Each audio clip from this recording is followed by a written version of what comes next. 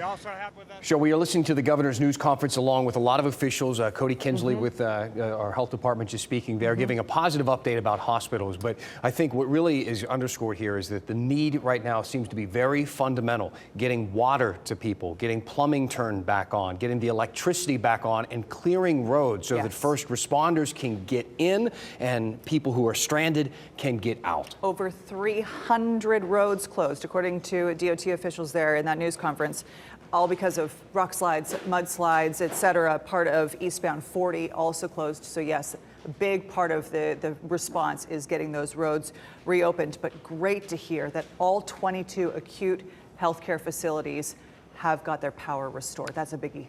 Resources seem to be in place. The governor is on the ground there in western North Carolina. FEMA is there. The National Guard is there. They have thousands of workers clearing roads, getting the electricity turned back on. But even now, a few days after this catastrophic event, it seems like that we're at very much a first step. Yes. Still now. WRL's Eric Miller has also been monitoring the damage today, giving us a scope from the ground there. Eric, what can you tell us? Well, Dan, we're here off Riverside Drive here, and as the French Broad River has continued to drop, you can see what's left behind by this storm. This is what it looks like when people's lives are put into a blender. We have trailers, we have kayaks, we have coffee pots, all of it caught up in here, left by these terrible floodwaters. So much of what we just heard in that press conference, that was talking about the aid that's being brought in, but the big challenge right now is actually getting that aid connected to people. You take a look at some of this video here. This is from one of the sites that was set up by Buncombe County today, one of 4 sites they set up. Remember, many people in the Asheville area, they lost water 4 days ago. This is the first time the county was able to start distributing aid directly to these people. A lot of folks we met out there, a lot of folks we talked to, incredibly thankful to be getting this. Before this, they've been having to scrounge for basic resources. Just take a listen to what some of these people had to say here. No one has water on our street. It's been terrible. I mean, it's hard. I feel like it was a little bit slow, but I mean, it is a lot to try and organize.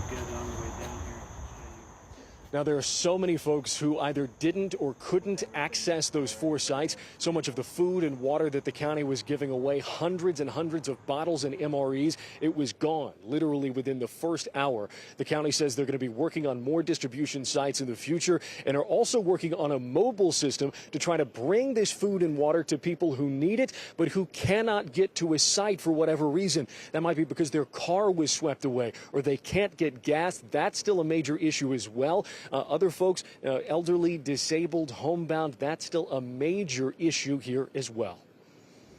You know, Eric, something that a lot of our viewers at that watch WRL may not know about you is that being in the outdoors, hiking, it's a big part of your life. And I know that you spend a lot of time out in western North Carolina. A couple of things. One, what is it like for you to be out there seeing this with your own eyes? And second, just as the floodwaters have receded, man, it seems to really be revealing the devastation to a different level. What can you tell us about those things? Yeah, Dan, on a personal note, this is a part of the country that is really special to me. It's so special to so many people. My grandparents had a place up in Sapphire, which is probably about an hour drive from here. We still have no idea what that area looks like right now. It's a place that is known for its beauty. It's a place that is known for its hospitality. And still, as you drive around here today, you see these vistas of the mountains. They're incredible. And then you see this destruction that is everywhere today. And it absolutely breaks your heart to see what has happened to this place. And what we have seen today has been so much of this. As we were saying just a minute ago, as those river waters have gone down, they're revealing just how bad this flood was in many places, including right here in Asheville. We've seen 2-story homes that were literally swept off their foundations. We've seen buildings that were picked up, dropped in the middle of roads. We've seen campers that were literally stripped off of their trailers One gentleman telling us that when he finally found his camper today, he was only able to recognize it by a tiny piece of the siding that was still clinging to that frame. His documents, his personal papers, everything he owned completely gone in this storm.